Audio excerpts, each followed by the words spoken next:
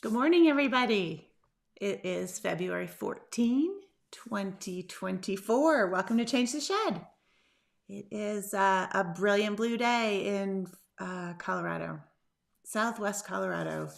It's a lovely place where we get a lot of sunshine. Some of you were talking about it being snowy and cloudy, and I do like the sun here. Karen's here from Massachusetts, and Mary Lou from Massachusetts, and Jean from Texas, where she's finishing up the warp interlocks from Warp and Weft Part 2. Cool, Jean. I do like playing with those warp interlocks. Mary's here from Wisconsin, where she has sunshine. Carol's here from Minnesota. Paula from snowy Vermont. Nan's here from New York, where the sky is blue. And Anne is here from Silver Spring, wherever that is. Hi, Anne. Jessica's here from Illinois. Janice is here from Oregon. Welcome, everybody. Thanks for coming to join me today. I have had... I found the new piece, and I found some of the yarn. So we have a different tapestry today to work on. The next Change the Shed will be February 28th, so 2 weeks from now. And if you want to leave a donation for this program, again, thank you so much to those of you who have donated. I can't tell you how much I appreciate it. You are awesome. You are why this is still continuing almost 4 years of doing Change the Shed. On the Change the Shed page, which is at thistapestryweaving.com, there's a donation button. Finn is here from Austin. Gail's here from Pennsylvania. Oh, welcome, Gail. Her first live. She says she's seen all of my shows. I love it. Thank you. But the first one live, welcome. That's fantastic. Susan's here from Timnath. That's on the other side of the state for me in Colorado. And it's probably sunny there too. Welcome, McKenna from Southern California. Sunny and green, that's good. Looks like my internet connection is in and out just a little bit, slowing down. Hopefully you all can see me okay. And the internet will adjust. We're working on the Tapestry Discovery Box. Oh, you guys, I did, if you were here last 2 weeks ago, or whenever it was, 2 weeks ago, I finished it. Or it's off the loom. Obviously, it's not finished. But there's the Dipper tapestry. I will complete the finishing and steam it. And it turned out pretty cute. It was a lot of fun. And thanks for sticking with me. I worked on this on Change the Shed since last June or July. So it was a long time coming to get that off the loom. The moving, my goodness. You always think that moving is just like, oh, you just throw your stuff in boxes and then you bring it somewhere else and then you're all done, right? Oh my gosh. I never want to move again. I still can't find exactly the yarn for this piece, so I'm just using something else. And who knows when the stuff will show up. It looks like Kathleen's here from Vermont. Just finished working on her Discovery Box piece. Speaking of, here is the Discovery Box piece I did for the 5th one, which started in January, about a month ago. And it's eccentric weaving, which has been so fun. I've been really happy to see what everybody's working on. So if you're interested in eccentric weaving, using eccentric weft, it is. Here, I had a picture last time I showed you. I'll just show you again. Maybe. There we go. Here's this piece in process, and you can see the eccentric weaving happening there. So it's been a lot of fun. We had a live Q&A yesterday afternoon, and just really fun to see what everybody's working on. So if you want to join the Tapestry Discovery Box, it's right there. Go to my website and look for Discovery Box under Online Learning. There's still time to do this box. Sylvia's here from Guadalajara. Hola, Sylvia. Welcome. Julian's here on a gray day. Janice. Marlene is here from Texas. A great day in the UK. Got it. Welcome, Julian. Mylena just finished some of her Tapestry Discovery Box pieces. It's been a really fun box, I have to say. I am a pretty straight-laced tapestry weaver in terms of following the rules. So this whole box was about just learning to play and loosening up. And I think it's been good for all of us. It's not for everybody, but it is fun to figure out how far you can push that eccentric weaving before it's just a bit too far for some of us. Christine's here from sunny Ottawa. Excellent. Beautiful places, you all. Yeah, welcome, welcome. Let's look at what I'm weaving. Surprise, surprise. If you've watched all my Change the Sheds, I meant to go back and figure out when I last worked on this. I'm going to guess it's been 3 years, maybe. Here's the thing I'm working on. This particular piece has been knocking around. It's on a Zach Murex loom, so it's the 22-inch loom. I think I actually bought another Zach because this piece was in the way and I needed it for something else. I don't know. It's kind of ridiculous. I just couldn't bear to cut it off. It's a fringeless forced selvage piece, and I started it forever ago. And I worked on it on Change the Shed at least once, I don't know, years ago. So we're going to finish it. And then I got my Shacked Eris stand and treadle. So my plan after this is to put that together and use a piece on that loom for Change the Shed for a few months. Jessica says that the live captions thinks that I'm talking about the tattoo discovery box. Funny, Jessica. We're not gonna get any tattoos. In terms of like eccentric weaving tattoos, you can get whatever tattoos you want. Okay, so this particular little tapestry has these wavy lines, and then there's going to be a fair amount of just a gradation, and then there's some other lines happening in the sky, which I don't have the colors pulled together for yet. This particular gradation was supposed to have a color not too far off from this one, and I can't find it. I found all the yarn. I have a big bucket of this gradation, which is a really long gradation. I'm just using a piece of it, and I can't find color number either 5 or 6 is what I wanted, and this is color number 7.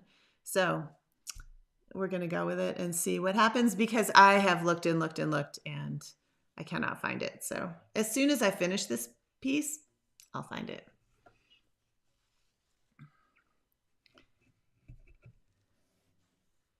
It looks like, and for whatever reason, so this is, I think it's 8 ends per inch. Wow, this is how long ago it's been. 1, 2, 3, 4, 5, 6, 7, 8. Yeah, it's 8 ends per inch. But for whatever reason, I started weaving this section with only 2 strands. This is the Harrisville Color Singles weft, hand-dyed.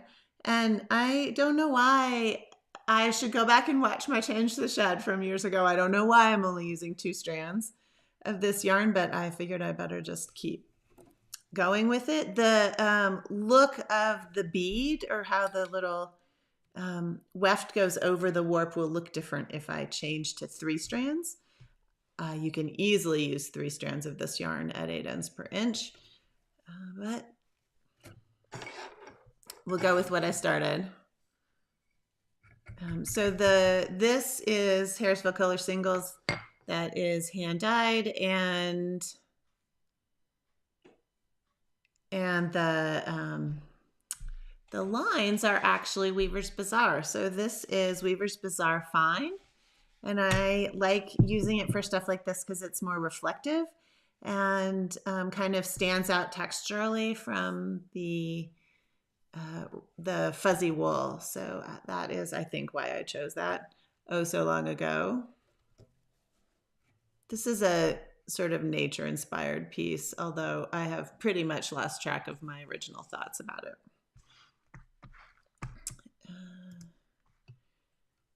Let's see. I'm going to move this just because.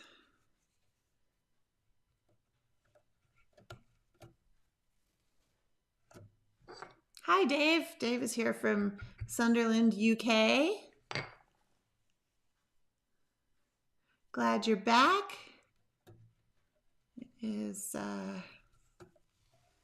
reading that Lost Flock book about, so the UK is on my mind because it takes place in Orkney, Scotland, but yeah, I don't know why I felt the need to share that. I probably will say more about that book in my newsletter or something, but all the best sheet books are from the UK. So, you know, I was talking about the Tapestry Discovery Box being eccentric weaving. This is not eccentric weaving. The outline was woven eccentrically or eccentrically, as I probably said in the original video about this. But the weaving here, I've gone back to weaving perpendicular, which keeps everything flat, which is a goal for this piece, for me.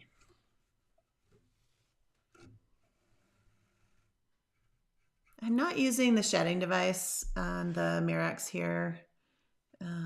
So there's a little dip right there. You can do stuff like this. Watch this. I just added an extra wrap there, fill it in a little bit.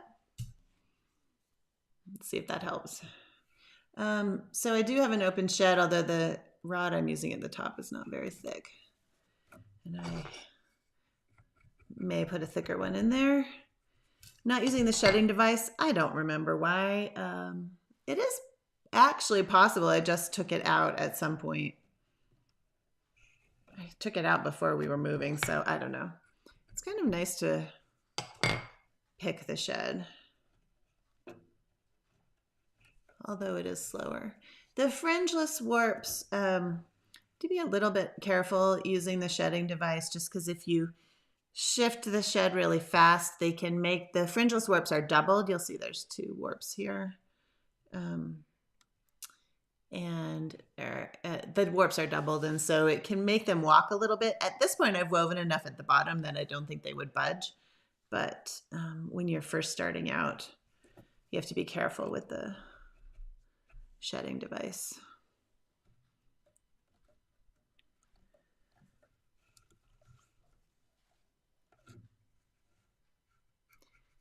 Probably all of you here have heard about the fringeless class, but it looks like I do not have a little tag for that.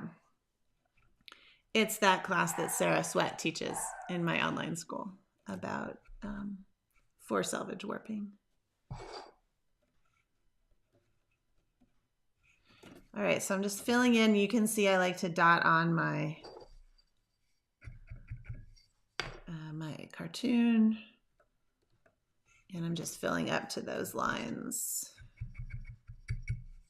Some simple weaving today.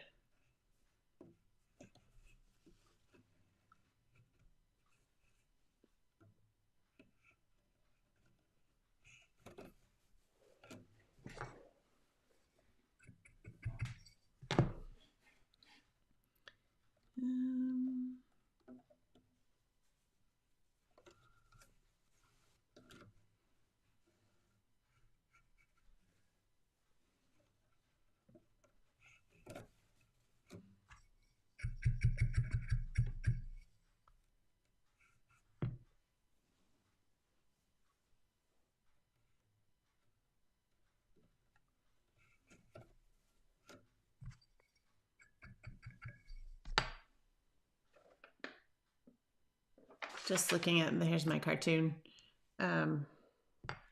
Just looking at the shape and comparing that.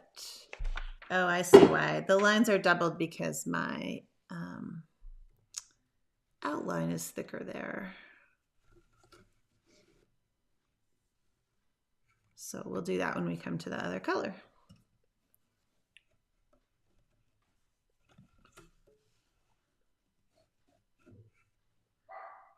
Looks like there's a little dog hair. I didn't have a dog for most of 9 years, and there was no dog hair. It took 9 years to get rid of the dog hair from the yellow lab, and now the dog hair is back.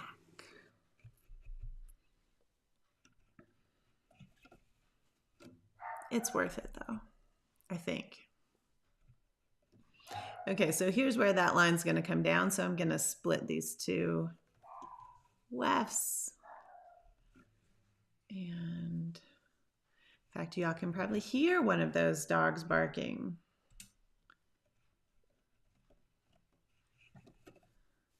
The puppy likes to alert us to everything. And we have some neighborhood dogs who like to join in.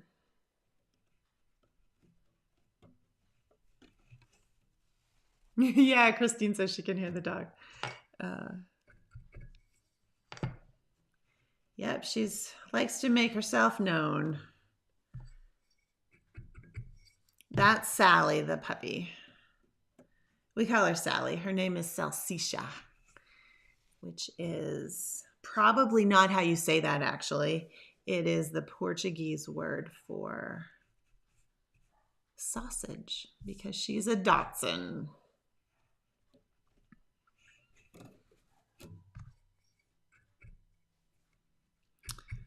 Tiny dogs with great big beliefs in themselves. Okay, so in contrast to the Tapestry Discovery Box this quarter, where we would be weaving this all over and back in curvy ways, I'm keeping the weft perpendicular to the warp because for this tapestry, I want it to be flat. I'm going to have... well, I won't tell you that. Well, I'll show you next week. I have some thoughts about farther up the tapestry, something I want to try, but I might change my mind and then I might have regretted telling you. So come next week or 2 weeks. And we'll look at that.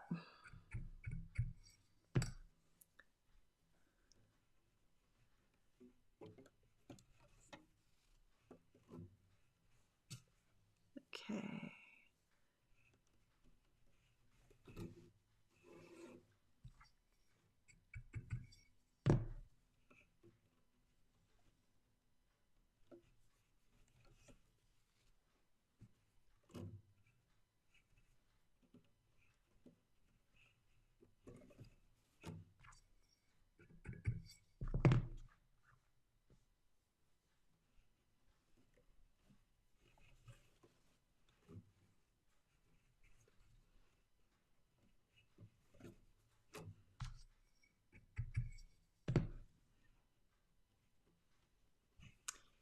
All right.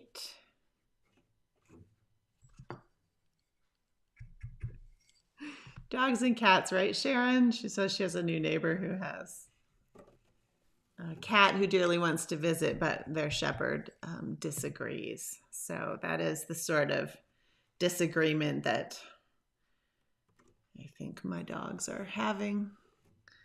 We don't have too many neighborhood free cats around here. I haven't seen any, actually. I think if letting your cats roam in this neighborhood would mean they were lunch really fast.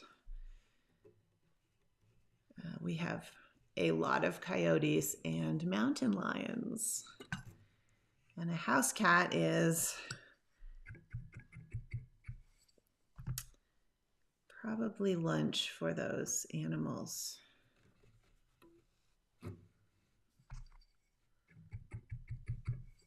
Country living. Okay, so I like doing that kind of thing. I just brought it down the side, and y'all have seen me do that many times, I think. I'm gonna fill this in.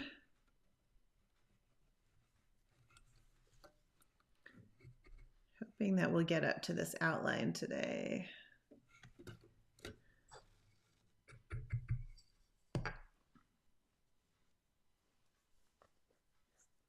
Yeah, Janice, that makes sense. It's a good question. Janice is asking, since the weaving compresses as you go, how do you know when you've woven enough to match your cartoon? The weaving doesn't compress that much. It's all in how you beat and the yarn you're using. And your weft matches your set. So in this case, my weft is a little bit thin for this set, and it may actually be packing in more firmly because of that. So that might actually help that squish factor. But I also don't whack my weaving too hard, just right. Trying to think what kid's book is coming to my mind. It's not gonna come out. So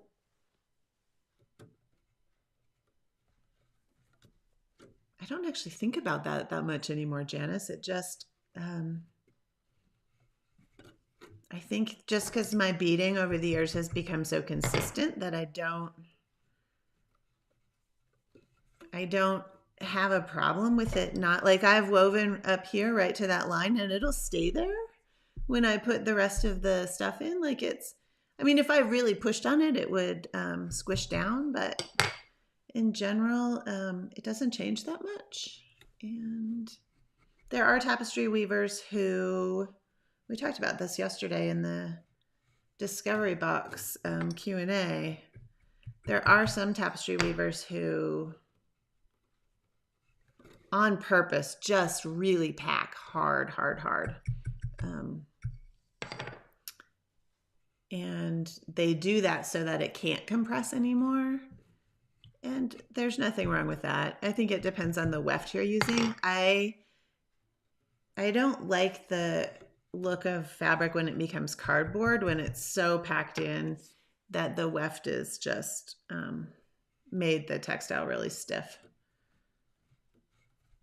I think you lose some of the character, the reflective quality of the yarn if it's packed in that much. But that is one solution, is just to use those people who do that use weighted beaters, and I never use weighted beaters. I use a beater like this, and I'm just giving it a little, a little flick.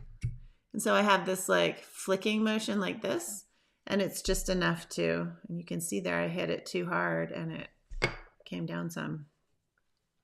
Just enough to pack it in just right. It's a great question. And I guess my answer is it depends. Depends a lot on what materials you're using too. What your set is, if your weft size matches your warp set, which in this case it does not. So that's interesting. Welcome, Alice from Florida. Glad you're here, Alice.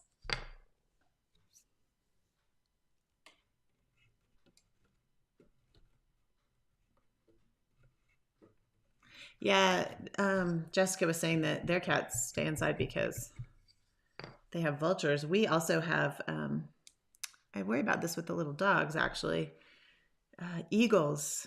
And I asked the vet about it and she said, actually the owls are the biggest problem. We have great horned owls and they will try to pick up small dogs and cats.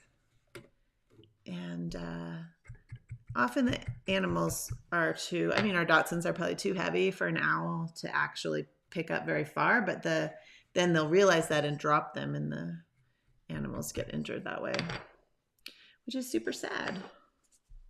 Don't want that to happen. So I could see how vultures would be the same problem. Yeah, Janice, the rhythm of the weaving is something that takes time to develop. And if you use the same warp and weft sort of system all the time, you do get a really nice practice going. I think sometimes if you do a lot of switching up of what you do, you're always using new materials and new sets and new equipment. You don't give yourself time to learn one system first. I think once you become really good at the weft tension and everything with one set of materials and looms, then it's a lot easier to switch that up. But I see a lot of beginners just using all different kinds of yarn and sometimes different sets and warps, and every time you switch those things, all the variables change and it can become hard to manage. It makes it hard to learn, especially things like weft tension.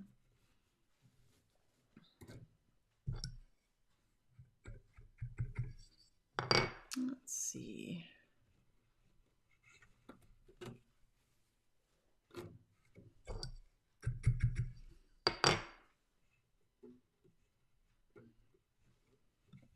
This piece should go a lot faster than the American Dipper piece because it is far simpler.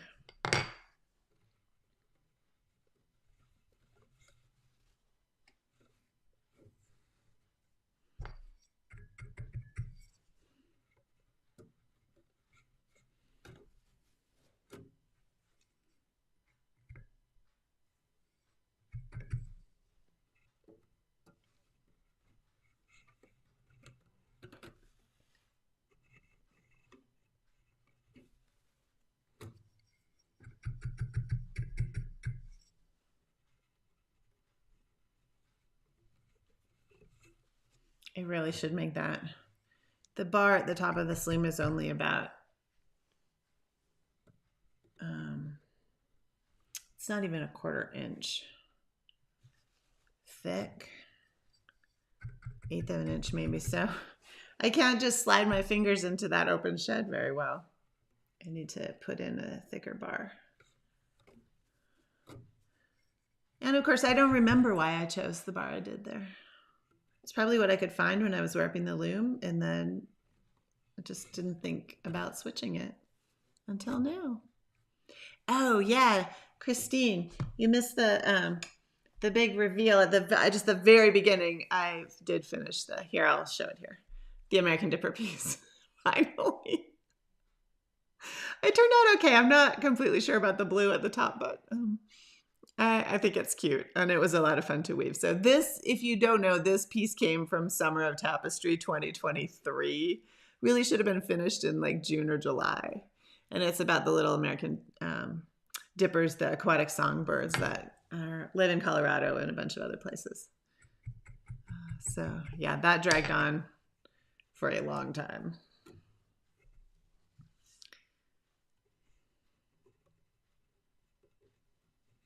But it's done, and I have been working on the finishing, believe it or not. I would like to get it finished, and I'll probably frame that little guy.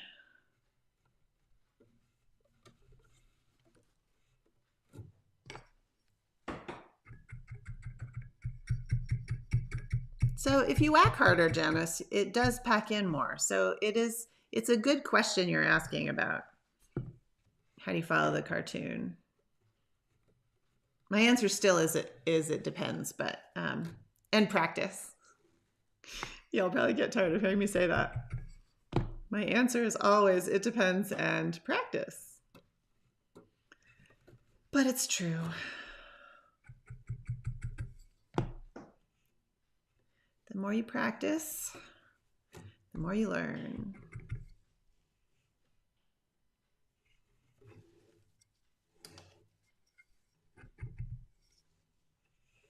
So here, the open shed should be easy to get my fingers into.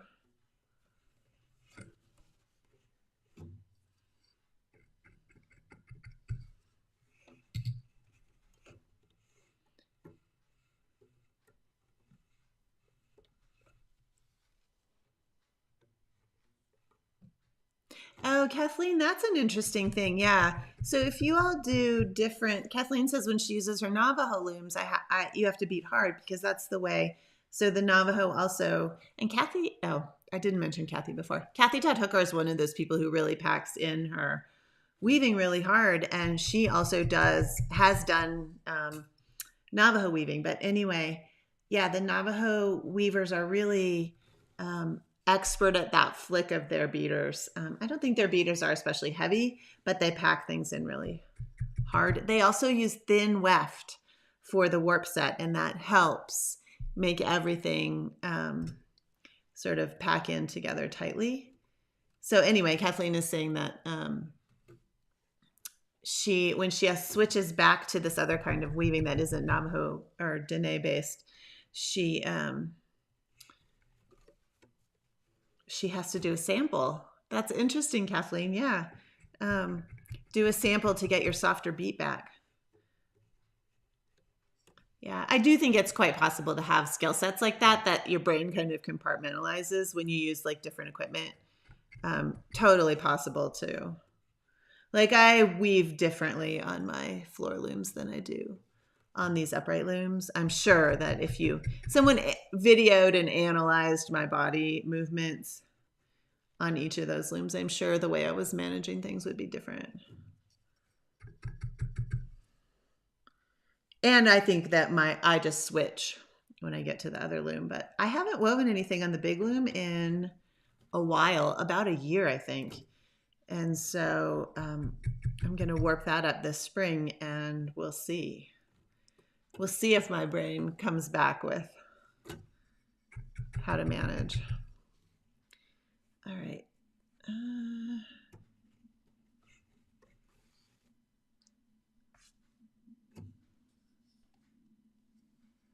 Oh, that's a good point, Janice. The weaving is more compressed at the bottom, and so at the bottom than the top. And that's definitely from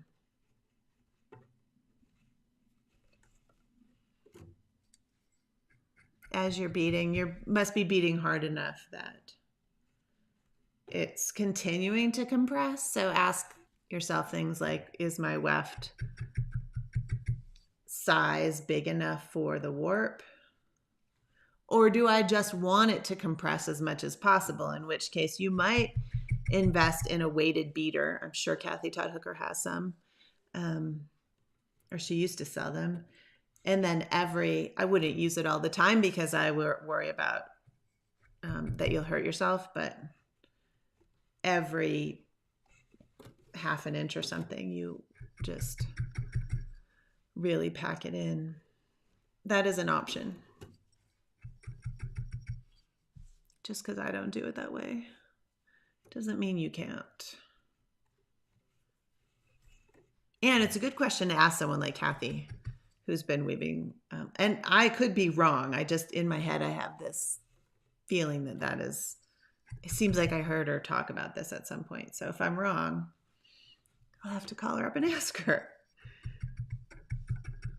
But she's so generous. I'm sure she'd be happy to answer questions about that too.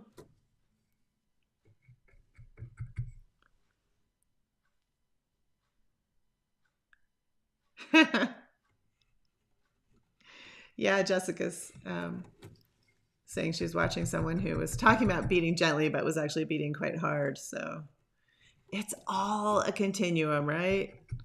It all depends. It all just depends on what you want to make. What is your desired outcome, and how can you make it happen with whatever materials and tools you have at hand, and technique and knowledge and all of that. Okay, well, do I like that color? I wish it wasn't so bright, but I'm actually going to put a really light band of almost white right above it, and then gray. And so I'm just going to bet that it's going to be okay once I weave more on top of it.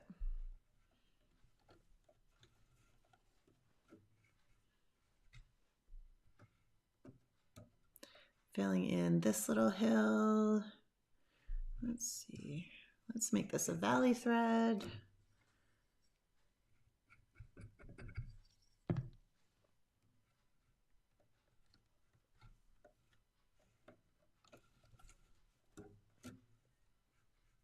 And I've switched my materials here. I don't usually weave with only 2 strands of this weft, and so the steps are different than I'm used to.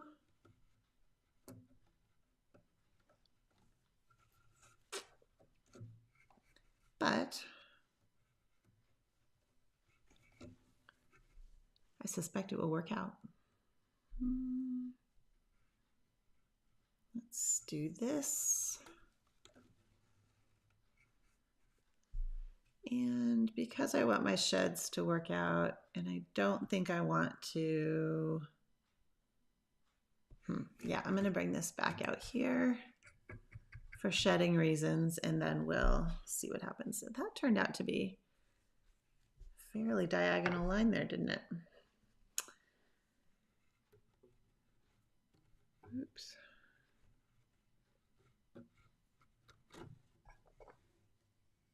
Yeah, I think you're right, Jessica, that Kathy Todd Hooker does a Zoom also on Wednesdays.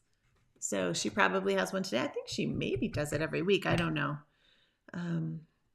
Sometimes she's on Facebook, and sometimes I see them announced there, but when she's doing them, I think she does them every week. And it's kind of cool to see her amazing, intricate weaving is kind of mind-blowing. So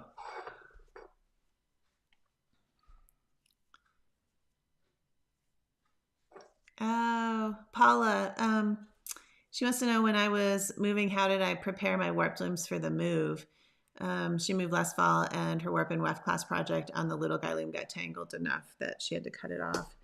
I actually have a couple big heavy-duty canvas loom bags. So this particular project was in a bag that protects it. It's made by a woman on Etsy named Carol Krebs, I think. I think her business is, I think this is listed under FAQ resources on my website, but CGN Brass Ring Designs or something. I think there's a link on my website for her thing, but she makes bags for Mirax products. And that, if I have a project in process like this, because I take looms like this that has something, something I'm going to demonstrate, to where I'm teaching quite frequently, sometimes on airplanes, and then in any teaching venue, stuff's going to get banged around and stuff. So especially if I'm driving, they go in one of those heavy canvas bags. I have also, for moving, I had too many looms with things on them when we moved. And I took, what did I do? I think I wrapped the whole loom in paper, and then probably like some kind of sheet or textile. And I think this loom is too big to put in a box. The smaller looms I put in boxes after wrapping the whatever warp was on it. And I did finish off a bunch of stuff before I moved. But for travel, if you don't have a bag to put the loom in that protects the warp, I've seen people put pillowcases over them. Sometimes that's not enough protection, but just a portfolio case. If you don't get a Mirax bag, I have another one that's just like an artist portfolio bag. Again, heavy canvas. And it's a little bit stiff. And so it's large. It's large enough for this loom, the 22-inch. Can protect the warp. And there's room in those bags for all the other stuff you need for the project. Okay, I'm going to fill in. There's a little bit of a hill here.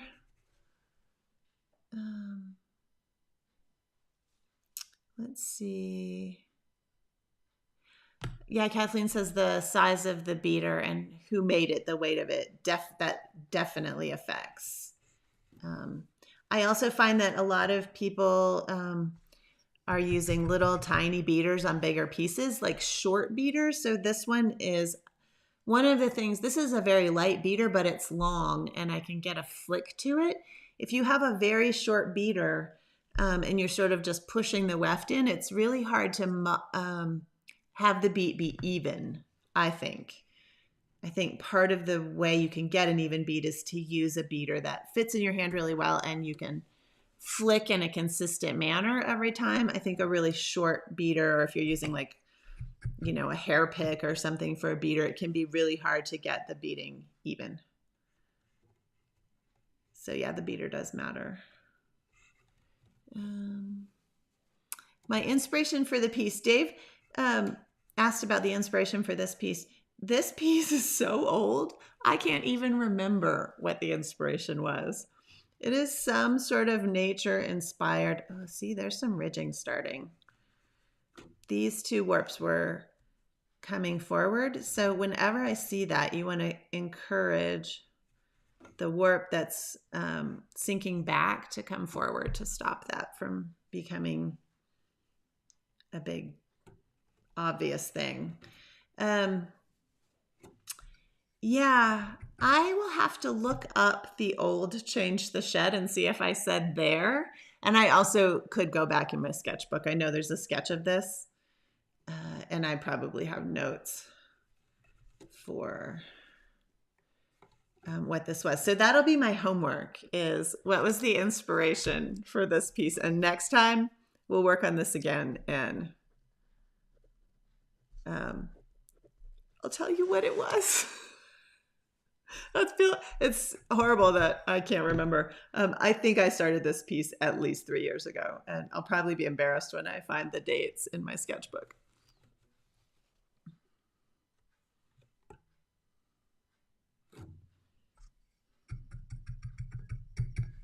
All right. Am I going to get there? What time is it? Oh, y'all.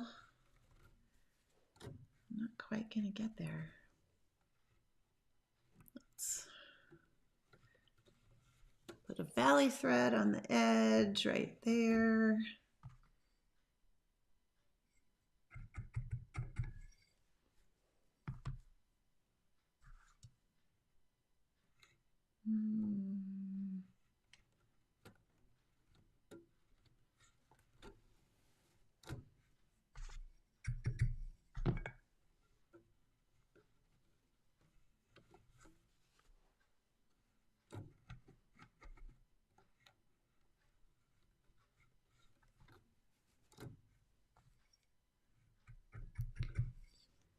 Navajo weavers are so good at keeping their forks in their hands, and they often have these beautifully shaped forks or beaters.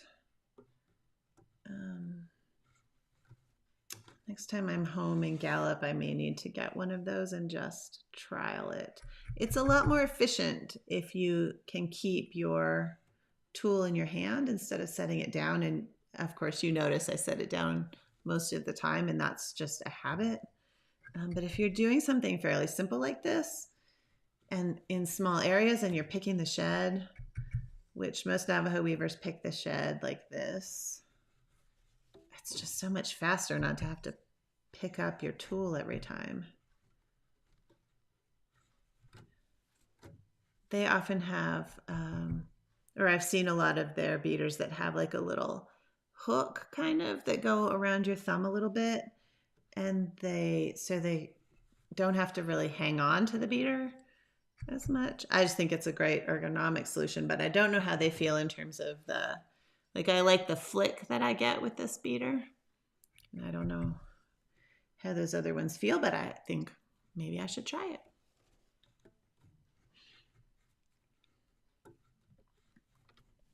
Yeah, next time I will come with a story about this tapestry. How about? Once I remember what it is. This is the last tapestry like this, I think, that I have, hanging out anywhere. So, sorry about that. I don't think there are any more UFOs to show you. So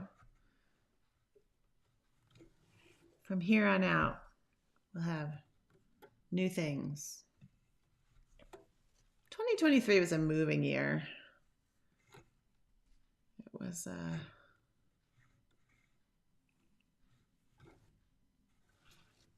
kind of a mess, actually.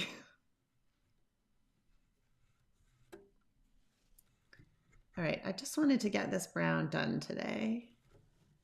And it looks like we're about there. Let's see.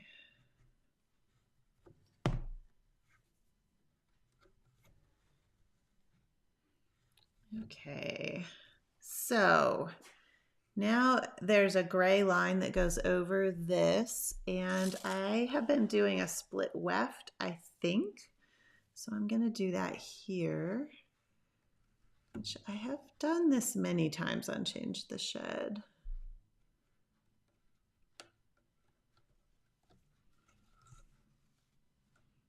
Just going to use one of these tails from each side.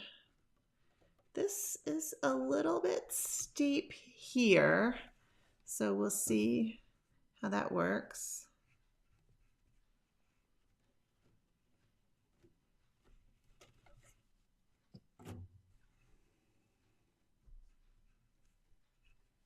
Really try to pull the extra weft in there.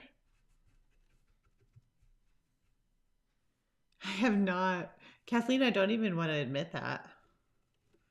She asked if I mounted the handbasket piece. I had a gallery asking for some of my work this week, and I was like, oh, I wonder if they would like the hot flash and handbasket pieces. And then I realized they're still in my finishing bucket. Oh, here. This is, actually, I'm just going to put this to the back. Okay. Yeah, no, I have not done that yet. In my mind, the excuse was I'd like to do a third piece in that series. And then I would want to mount all three of them similarly. And sometimes it's nice to do that all at the same time. That was my excuse for not finishing. Okay. Great. I will just show you. Put those to the back. And this is how I will do the split weft. Oh, I can't remember how many strands of this gray I was using. I think it was only 2, which is kind of nuts.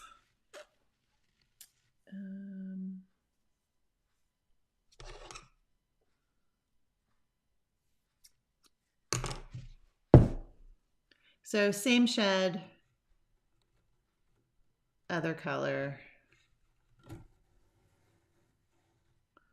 and then I will put in the full bundle once I figure out how many strands I used right back there yesterday.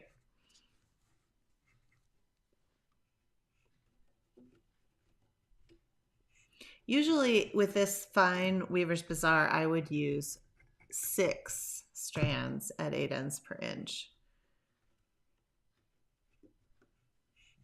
I must have used more than 2. It must be 4. I will look at the back. One nice thing about fringeless is that you can see the back of the piece, so it's easy to figure out what you did. Which probably means I should have put 2 strands in here. Oh well. I'm going to bring these tails in.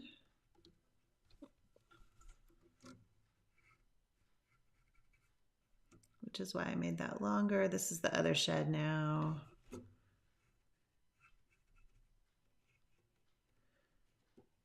I may have to take this out. If I go and find out I was using 4 strands, I will go back and make this 2 instead of 1.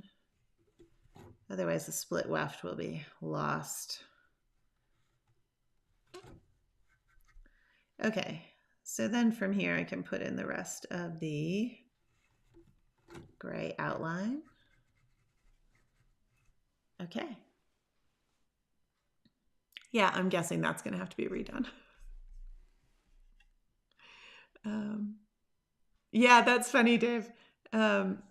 He says he has old sketches that when I look at them now, I have no idea what I was thinking. I have the same thing where I just have sketchbooks of ideas I had, and I try to put words by them because I know I'm not going to remember what exactly I was thinking. In a couple years, I might not even remember in a couple months. When it gets to being a couple hours, then I probably need more help. But yeah, my trip to the petrified forest, and that may have been part of, it's definitely a desert inspired piece. So yes. Well, you all, thank you so much for coming to Change the Shed. I'll be back in 2 weeks on February 28th. I will do some homework and figure out what my original intention of this piece is, and then I may have some further thoughts for where I'm going with it now that I have kind of switched up what we're working on. Yeah, anyway, thanks for coming, and I will see you in a couple weeks. I do have notes about Change the Shed on the website, so if you ever want to find links to things that I talked about, I often will have the link under Change the Shed. It's under online learning on my website, and there'll be links to all the past episodes and stuff I talked about. All right, everybody. We'll see you in a couple weeks. Bye-bye. Happy Valentine's Day.